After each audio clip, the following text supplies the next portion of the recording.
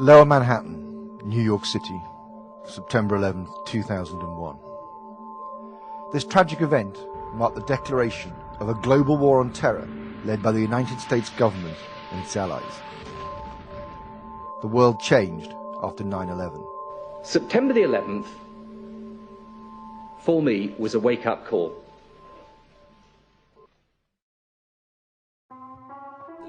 Since then, governments across the world have introduced anti-terror laws which have compromised our essential liberties. Here in the UK, these laws are increasingly being used to discipline those who are outspoken about the government's behaviour.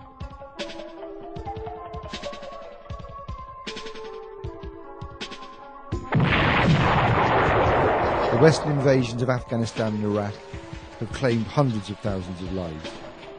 The British government lied to the public about the threat posed from Saddam Hussein. There is a threat from Saddam Hussein, and the weapons of mass destruction that he has acquired is not in doubt at all. No weapons of mass destruction were ever found in Iraq. Well, one only has to refer to the Downing Street memo, in which Richard Dearlove told Tony Blair that the United States had committed to a policy of regime change based upon the existence of weapons of mass destruction, that this was a very thin case that couldn't be sustained with any facts, and yet, because regime change was decided upon, the intelligence would be fixed to the policy. Former servicemen and women have testified that the methods used in these wars have been illegal and inhumane. Naked prisoners on dog leads, covered in shit, made to eat shit, terrorised by dogs. And Blair's got the cheek to say that he's got God on his side as well. That's what really annoys me. God? You could basically kill anybody you wanted. I mean, it was that easy. You didn't even have to get off and dig a hole or anything like that. All you had to do was have something there for a picture. You were driving down the road 3 in the morning, there's a guy on the side of the road, shoot him, throw a shovel off. There you go. The white phosphorus will disperse in a cloud, and when it makes contact with skin, then it's absolutely irreversible damage, burning flesh to the bone. It doesn't necessarily burn clothes, but it will burn the skin underneath clothes. Far from enjoying peaceful and democratic regimes, the people of Afghanistan and Iraq are now living in violent and unstable societies.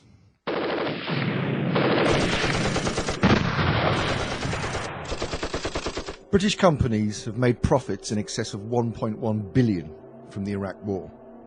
Oil and gas deals signed in Afghanistan and Iraq have benefited Western corporations, not the people of the Middle East. Several memos now in the public domain confirm that the British Prime Minister and the American President agreed to invade Iraq regardless of what the UN Security Council decided.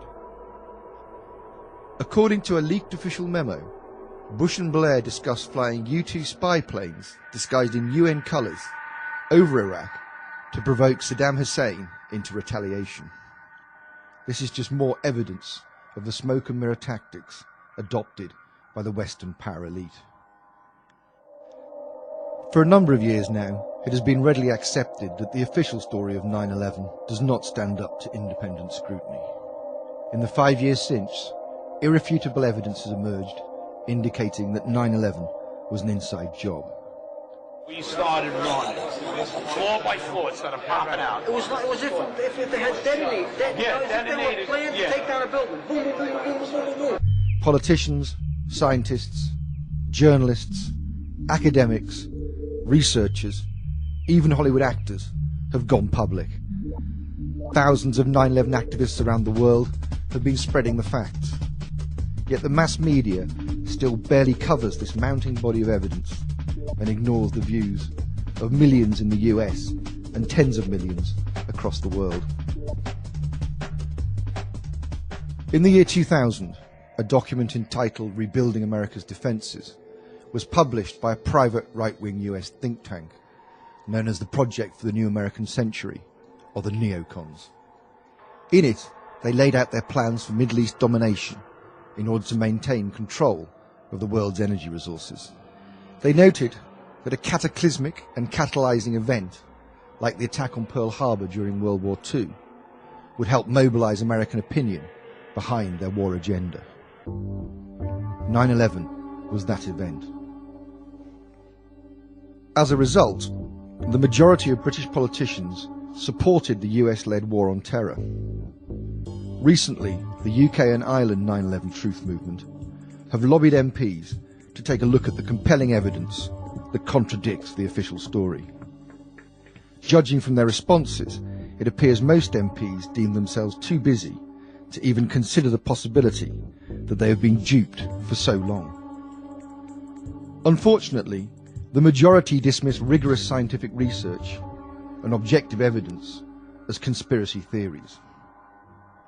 It is simply no longer plausible that the British government and its security services are unaware of the facts which indicate that 9/11 and other terrorist attacks were false flag operations.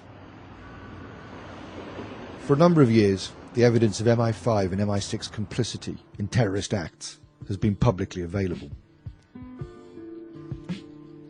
Undercover intelligence agents who penetrated the IRA have risked their lives to expose the army and MI5's role in arms dealing, terrorist bombings, and the murder of civilians. I know from painful personal experience that MI6 in 1996 funded associates of Osama bin Laden in Libya to carry out an assassination on Colonel Gaddafi. That operation went wrong and killed innocent civilians. Publicly available records confirm that the intelligence services have in the past sheltered and protected terrorists. These include Osama bin Laden, Abu Qatada, and Haroun Aswad. In the 1990s, inquiries conducted by the Italian Parliament concluded that NATO and MI6 had supplied right-wing extremists with arms and explosives. Under the codename Operation Gladio, these were then used to assassinate public figures and cause terrorist atrocities, which were then blamed on left-wing groups.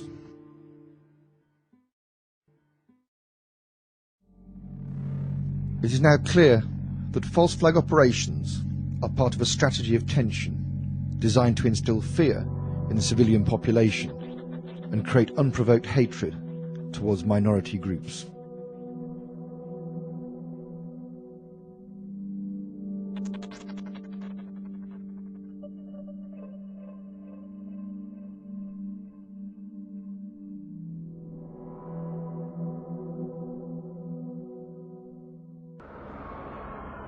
On the 7th of July 2005, several explosions occurred on the public transport system in the City of London. The police initially reported that power surges had caused the blasts. Hours later, this scenario was discounted. In the 2 days that followed, different accounts emerged concerning the times that the bombs detonated. 2 days later, London Underground, the Metropolitan Police and the British Transport Police reported that 3 bombs exploded almost simultaneously on 3 separate tubes at around 0850.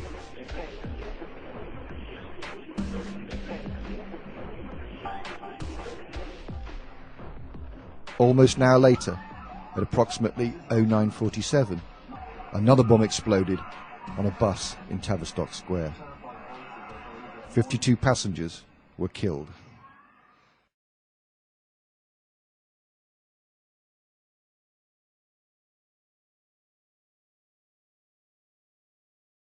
The police and the government have admitted that their knowledge of what happened that morning remains incomplete.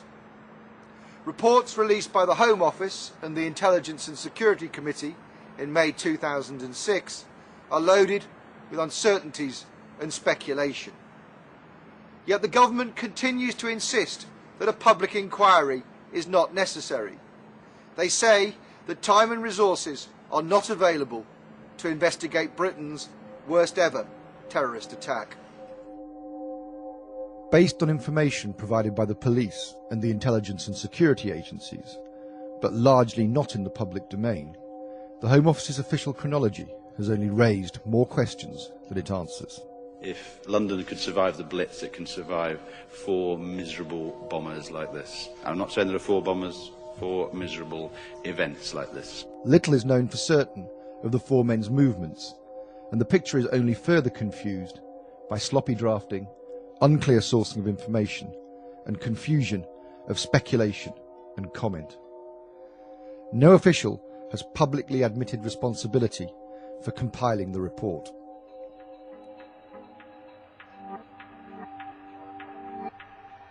On the 7th of July, several interesting stories emerged.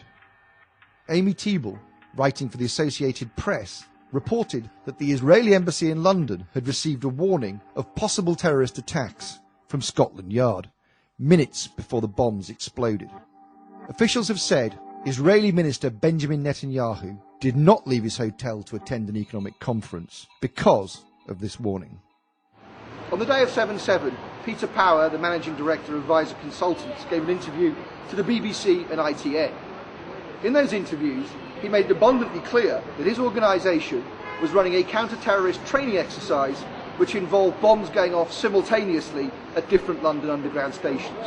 Today we were running an exercise for a company, bearing in mind I'm now in the private sector, and we sat everybody down in the city, 1,000 people involved in the whole organisation, but the crisis team. And the most peculiar thing was we based our scenario on the simultaneous attacks on the Underground and mainline station. So we had to suddenly switch an exercise from fictional to real. And one of the first things is, get that bureau number. When you have a list of people missing, tell them. And so it took a long time. Just to get this right, you were actually working today on an exercise that envisioned virtually this scenario. Almost precisely. I was up until 2 o'clock this morning because it's our job, my own company, Visor Consultants. We specialise in helping people to get their crisis management response. How do you jump from slow time thinking to quick time doing? And we chose a scenario with their assistance which is based on a terrorist attack because they're very close to a property occupied by Jewish businessmen. They're in the city, and there are more American banks in the city than there are in the whole of New York. A logical thing to do. And I've still got the... I was going to say, how extraordinary today must feel for you as it unfolds. Of all the targets the terrorists could have chosen in London, they apparently elected to attack the same targets as had been envisaged by Visor Consultants in their counter-terrorist training exercise. It was at 9:30 this morning. We were actually running an exercise for over a company of 1,000 people in London based on simultaneous bombs going off precisely at the railway stations that happened this morning. So I still have the hairs on the back of my legs standing upright. To get this quite straight, you were running an exercise to see how you would cope with this, and it happened while you were running the exercise? Precisely. And it was about 9:30 this morning. We planned this for a company, and for obvious reasons I don't want to reveal their name, but if they're listening they'll know it. And we had a room full of crisis managers for the first time they met. And so within 5 minutes we made a pretty rapid decision. This is the real one. And so we went through the correct drills of activating crisis management procedures to jump from slow time to quick time thinking and so on. Peter Power, Visor Consultants and London Underground have refused to release any more details of this counter-terrorist training exercise. According to the Home Office, during the early hours of the 7th of July, 3 men travelled together by car from Leeds to Luton rail station. A fourth drove from Aylesbury to Luton. These 4 men were then apparently observed moving items between the cars before putting on large rucksacks and proceeding to enter Luton station. The men reportedly got a train which left Luton station at 7:40, arriving at King's Cross Thameslink at 8:23, before heading towards the London Underground, splitting up around 7 minutes later. We contacted the King's Cross and Luton officials. They let us have the databases for that morning. The train was clearly cancelled, and we then interviewed commuters on the platform. They told us that it wasn't running that day, and we got details of how each of the trains that did run were delayed. The 3 then allegedly boarded tube trains on separate lines. Mohammed Sadiq Khan is presumed to board a westbound Circle Line train. Jermaine Lindsay, a southbound Piccadilly Line train, and Shazad Tanweer, an eastbound Circle Line train. At 9:10 that morning, the 3 men each allegedly set off a bomb at almost exactly the same time. From my experience as a counter-terrorist officer, I have knowledge about the kind and amount of explosives that are used in terrorist attacks. The police have said that all the bombs were placed on the floor of the carriages, but they haven't made clear which side of the floor the bombs were placed on. A number of witnesses have described how they saw metal pushing up into the carriage, which would be consistent with bombs being placed underneath the trains. had just left Edgware Road Station when suddenly they felt they heard a massive explosion. And some passengers described how the tiles, the covers on the floor of the train suddenly flew up, raised up. Witnesses reported seeing flashes and fireballs. Others suffered extreme burns. These occurrences are not consistent with experiments carried out on TATP. Instead, they are much more consistent with the kind of damage caused by dynamite or military explosive like C4. The Intelligence and Security Committee stated in May 2006, post-incident forensic analysis has shown that the explosions were caused by homemade organic peroxide-based devices. This is the only detail of the explosives that has been released. No information about the detonators or the specific type of explosive used has been made public. Felt a burning sensation on my hands, put my hands up to my face. I was on the floor by that point. I saw a very bright light, sort of orangey yellow light, and what appeared to be silver sort of lines across which was the glass flying through the air. And rather curiously, there are no reliable witnesses who reported seeing the 4 so-called suicide bombers that day in London. In fact, some people have reported that the police tried to pressure them into saying they had seen these 4 alleged suicide bombers. According to the official narrative, the police had recovered documents bearing the names of Khan and Tanweer from the bomb site close to Aldgate Station by midnight on the 7th. 2 days later, MI5 told police that Khan had come to their attention in an earlier investigation. London is the most surveyed city in the world. If the men were really on the tubes that day, then why is there no CCTV coverage of them on the London Underground?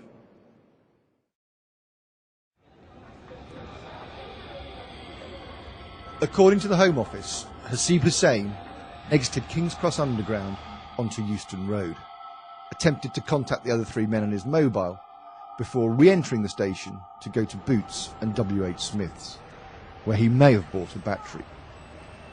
At 9:06, Hussain reportedly went into McDonald's on Euston Road, spending about 10 minutes there. 3 minutes after that, he was reportedly spotted on Gray's Inn Road, before being possibly identified on a number 91 bus from King's Cross to Euston. The official report assumes that he then switched to the number 30 bus at Euston. At 9:47, a bomb went off on a number 30 bus, which after being diverted had ended up at Tavistock Square. A red bus, emblematic of the City of London, was where the 4th and final explosion took place, when it exploded outside the British Medical Association in Tavistock Square. In my opinion, the damage is inconsistent with a single peroxide-based device detonating in one place. Unconfirmed reports by Stagecoach employees have suggested that irregular maintenance work took place on the bus in the weeks prior to 7/7. Although almost all London buses have CCTV, the 3 cameras on the bomb bus were not working that day. There has been no official explanation for this. The entire attack should have been caught on traffic cameras, yet no footage has ever been released. It is also important to note that none of the reported survivors have identified Hasib Hussain as the bus bomber. The official report says Hussain was identified on the 10th of July from a driving licence and other documents recovered from Tavistock Square. The link was then made between these and the missing person report.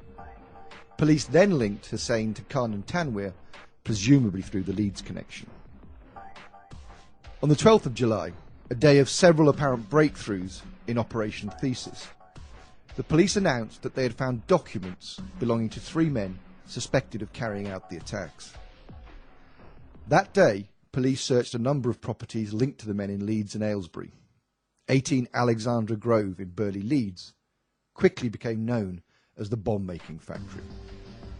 It was later widely reported that the police had discovered a large quantity of explosives in the flat. Although the Home Office report indicated that Khan, Tanweer and Hussain had been linked to the suspected bomb factory at Alexandra Grove by unspecified forensic examination, there is no other evidence currently available to suggest that any of the 4 suspects had access to this property. There is no confirmation that Magdi El-Nashar, the Egyptian chemistry student, rented the flat to the group, as is suggested in the official narrative. To quote the official report, police, working on the theory that there is a King's Cross link to the 3 train bombs, all being broadly equidistant from there at the time of the explosions, identify a CCTV image of 4 men with rucksacks at King's Cross. They recognise Tanweer first from a DVLA photograph. The police identify CCTV images of the same 4 at Luton Station. That day the police had also reportedly received information that 4 people were seen putting on rucksacks at Luton Station car park. Later on, police carried out 9 controlled explosions on the Micra. The Brava, which was apparently towed away because it didn't have a parking ticket, is later traced to Lindsay. By the 15th of July, the police had discovered identification for all 4 suspects at the 4 blast sites. 3 days later, the police made it public that they believed Shahzad Tanweer, Mohammed Sadiq Khan, Jermaine Lindsay and Hasib Hussain were responsible for the blasts in 4 suicide attacks. The statement was couched in language which indicated the police had come to their analysis on the basis of limited circumstantial evidence. It was far from a firm conclusion. As the Intelligence and Security Committee stated in May 2006, the devices were almost certainly detonated manually by the bombers themselves in intentional suicide attacks. Police are, though, clear about one thing. The 4 men in no way fitted the established profile of a suicide bomber. Tanweer, 22, who lived in Leeds, was a sports science graduate who helped out with his family's business.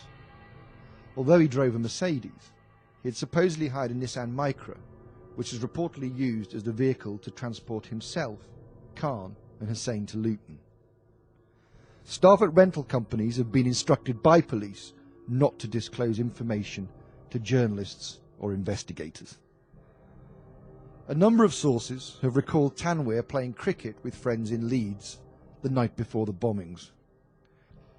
According to the Home Office report, he was filmed at Woodall services on the M1, buying snacks and arguing with a member of staff over his change at 4:54 a.m, hours before the blasts. Hussain, 18, still lived with his parents and his brother in Leeds. He had completed his MVQs at college and had just been accepted to study a business degree. He was engaged to be married. Lindsay, 19, born in Jamaica, had lived in Britain since childhood. Married with a young son, he was expecting his second child. A carpet fitter by trade, he lived in Aylesbury, Buckinghamshire at the time of 7/7, but was reportedly considering moving to Leeds. Khan, 30, married with a daughter, was also expecting his second child. The teaching assistant and youth worker from Leeds was highly praised by colleagues and students alike. Access to his local education authority file revealed that Khan had been trusted by the police to the point of helping them in work designed to combat the problem of gangs in Leeds. Evidence of Khan's pursuit of terrorism is far from conclusive. It's important to note that there are several reported terrorists with the name Mohammed Khan. Media stories of Khan's terrorist links, gleaned through anonymous security sources, remain unconfirmed. From what is known of Mohammed Sadiq Khan, it would seem unlikely that he could have been in a position to meet terrorists in Israel and the Philippines. The Home Office inquiry looked into these media allegations and found that they had no basis. Soon after the attacks, allegations surfaced of terrorist training and anti-Western indoctrination at gyms in Leeds, which Khan helped to run. The official narrative found these reports incomplete, conflicting, and based on hearsay. The Home Office admits it is difficult to be sure what the facts are. No reliable evidence has emerged that Tanweer, Hussain or Lindsay were motivated by religious and political issues to the point of violence. The men were almost certainly against the war in Iraq, a view shared by the majority of the British public. Millions of people have protested against the Iraq war in London. Why would any Islamic terrorist indiscriminately target people who have actively shown their contempt at the British government's decision to send troops to fight an illegal war? After the 7/7 bombings, the public was immediately told that the explosions bore the hallmarks of Al-Qaeda. Has the hallmarks of Al-Qaeda. It has the hallmarks of an Al-Qaeda-based organisation. After the incident, the authorities changed their rhetoric about Al-Qaeda. Politicians were now referring to a movement rather than an international organisation. What we are confronting here is an evil ideology. The implication being that anyone could be part of Al-Qaeda without being connected to actual terrorists. In fact, the day after 7/7, and 4 weeks before his death, Robin Cook made the point in an article in The Guardian. Al-Qaeda, literally the database, was originally the computer file of the thousands of mujahideen who were recruited and trained with help from the CIA to defeat the Russians. The government narrative released in May 2006 makes it relatively clear that the four men had nothing to do with the somewhat mythical Al-Qaeda organisation. In the days after 7/7, a claim on a website, hosted in America, was reported by the mainstream press as possible proof of an Al-Qaeda connection. The media covered the story, even though it was obvious anyone could make such a claim and post it on the net. And your support of them makes you directly responsible. The video released through Al Jazeera on the 1st of September 2005 did appear to portray political and religious motivation. You will be our targets. Those who knew Khan questioned the video's authenticity. The lip sync is certainly out at times, as if it had been heavily edited. Given that the video is of unknown provenance, it is highly unlikely it would be admissible as evidence in court. Other alleged Al-Qaeda videos have been deemed by many to be hoaxes. There has been no expert analysis of the video's credibility.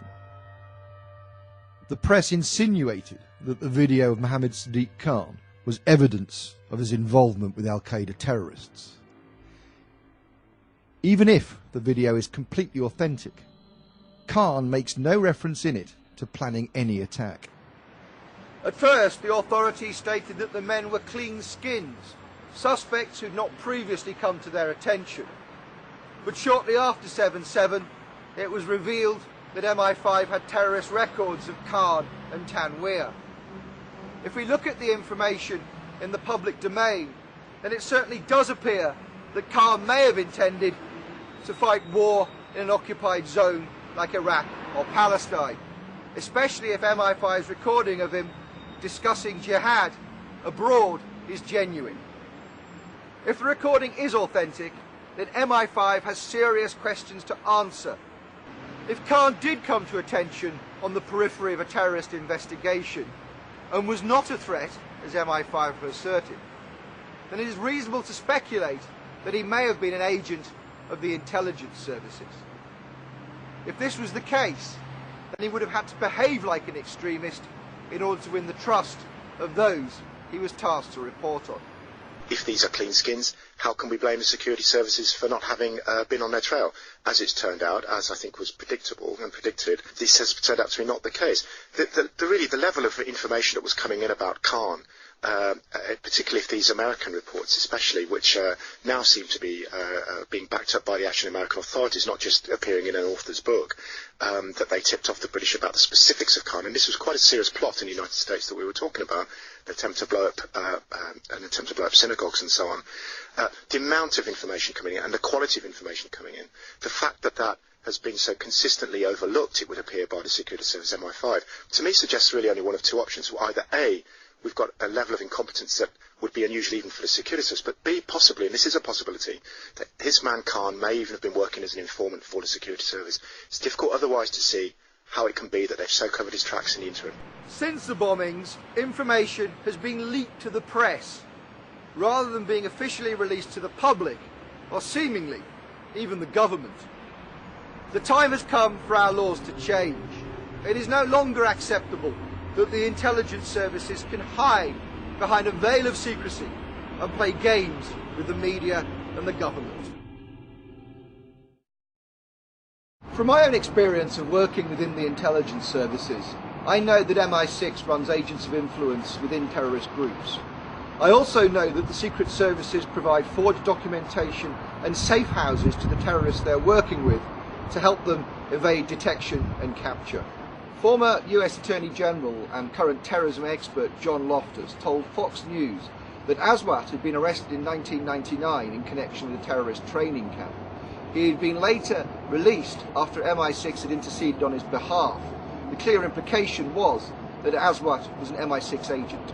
Aswat is believed to be the mastermind of all the bombings in London. On the 7/7 and 7/21, this is the guy, we think. This is the guy, and what's really embarrassing is that the entire British police are out chasing him, and one wing of the British government, MI6, or the British Secret Service, has been hiding him. And this has been a real source of contention between CIA, Hold on, the John. Justice Department, and Britain. MI6 has been hiding him. Are you saying that he has been working for them? Oh, I'm not saying it. This is what the Muslim sheikh said in an interview in a British newspaper back in 2001. So he's a double agent, or what? He's a double agent. He's Yeah, working for the... So he's working for the Brits to try to give them information about Al-Qaeda, but in reality, he's still an Al-Qaeda operative. Yeah, the CIA and the Israelis all accused MI6 of letting all these terrorists live in London, not because they were getting Al-Qaeda information, but for appeasement. It was one of those you leave us alone, we leave you alone kind of things. Now, we knew about this guy Aswat. Back in 1999, he came to America. The Justice Department wanted to indict him in Seattle because him and his buddy were trying to set up a terrorist training school in Oregon. So they indicted his buddy, right? But why didn't they indict him? Well, it comes out, we've just learned that the headquarters of the U.S. Justice Department ordered the Seattle prosecutors not to touch Aswat. Hello. Now, hold on. Why? And that's, well, apparently Aswat was working for British intelligence. In the weeks after 7/7, Aswat was arrested in Zambia. He was subsequently sent back to the UK and is still, at this moment, in HMP Belmarsh. The US are trying to extradite him back there under terrorist charges. Several media outlets have reported that Aswat was in communication with the so-called suicide bombers on the day of 7/7. Yet this information, although being taken seriously by certain quarters in the intelligence services, is not being taken seriously by the Met. They have failed so far to question Aswat in connection with his suspected role in the bombings. The intelligence community considers Al-Mujahideen, the organisation that Aswat was associated with, to have been a British-based recruiting wing of a larger terrorist network. It is understood that since the 1990s, the British security services have allowed Muslims to be recruited and trained in order for them to fight in conflicts around the world, where their role would be beneficial to the state. Crispin Black, the former Cabinet Office intelligence analyst, has suggested that the failure to pursue many terrorist suspects in Britain is as a result of an appeasement known as the Covenant of Security. According to Black, this refers to the long-standing British habit of providing refuge and welfare to Islamic extremists on the unspoken assumption that if we give them a safe haven here, they will not attack on these shores. There are some unconfirmed reports that Khan and the other men were in contact with members of Al-Mujahideen. If this is true, then the men may have been assisted by terrorists linked to the organisation. In other words, it is possible that terrorists trained with the aid of British intelligence agencies may have instructed and trained the four men. The government reports do not reveal whether associates of Al-Mujahideen were linked in any way to the bombings. Its spiritual leader, Omar Bakri, was banned from Britain shortly after 7/7. As a result, he has yet to be questioned for his possible role in the attack. It is also notable that the reports make no attempt to assess the warnings provided by the Saudis, the Americans and the French. A leaked 4-page Joint Intelligence Committee report revealed that there was prior knowledge of plans to attack the London Underground network. The reports again do not reveal what this intelligence was based on. The events which occurred on the 21st and 22nd of July are still surrounded in mystery. All of the men arrested for the incidents on the 21st have pleaded not guilty, to the charges of attempted murder and conspiracy to cause explosions. Some claim to have purposely made dummy bombs and profess that their plan was to intimidate rather than to kill or maim. Nothing about these incidents appears to make any sense. Why John Charles de Menendez was shot over half a dozen times in the head as he boarded a tube in Stockwell Station is also still a matter with no satisfactory explanation. The police lied to the public about his behaviour, and CCTV evidence, critical to the investigation, was tampered with, although it is not clear by whom. What is clear is that after these two events, the 7th of July bombings quickly became old news, just at the very point mainstream journalists had started to ask pertinent questions.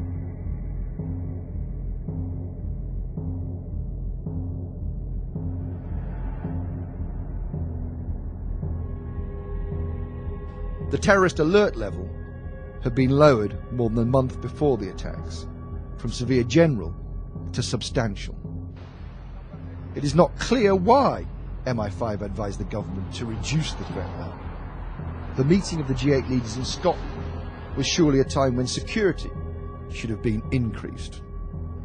We are united in our resolve to confront and defeat this terrorism that is not an attack on one nation, but on all nations and on civilized people everywhere. At the time, the G8 had made little real progress with debt relief or abolishing poverty. But this fact was barely reported due to the inevitable focus on the bombings. The war on terror goes on. I was most impressed by the resolve of all the leaders in the room. Their resolve is as strong as my resolve, and that is we will not yield to these people. We will not yield to the terrorists. Since the July 7 attacks, further anti-terror legislation has been passed. The biometric identity scheme has been approved, and the legislative and regulatory reform bill has been proposed. It would give ministers the power to amend any law passed by Parliament. The government have taken political advantage of the attacks, using them as an effective rallying cry when seeking support for changes long on their agenda. Many who saw these laws as evidence of increasing totalitarianism prior to 7/7 now see them as acceptable in the climate of fear created by the bombings.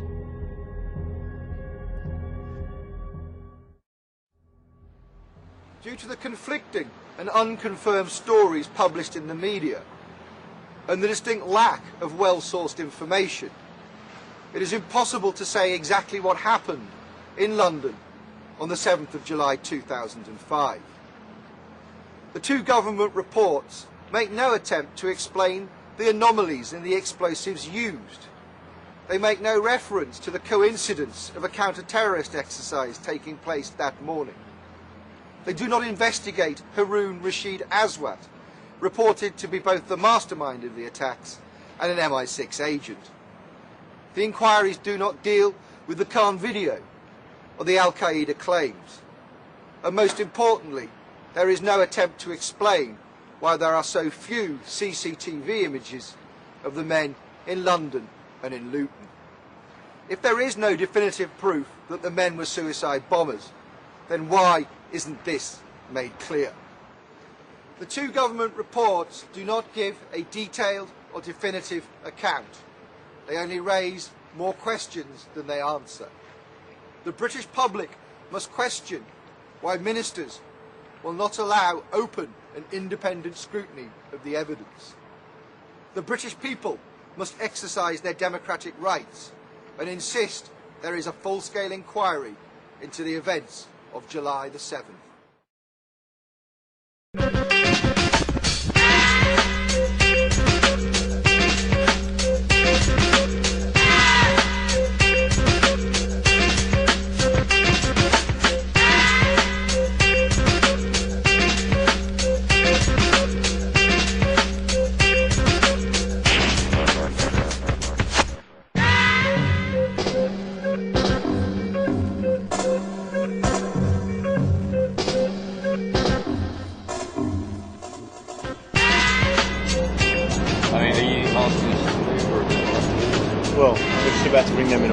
This is a professional home video.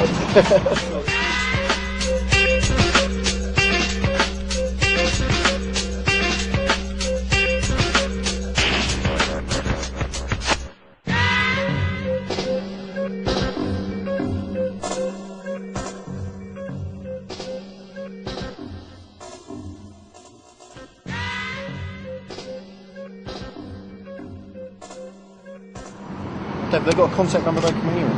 I haven't actually got a mobile on me at the moment. So your number was? It's 07. Yeah.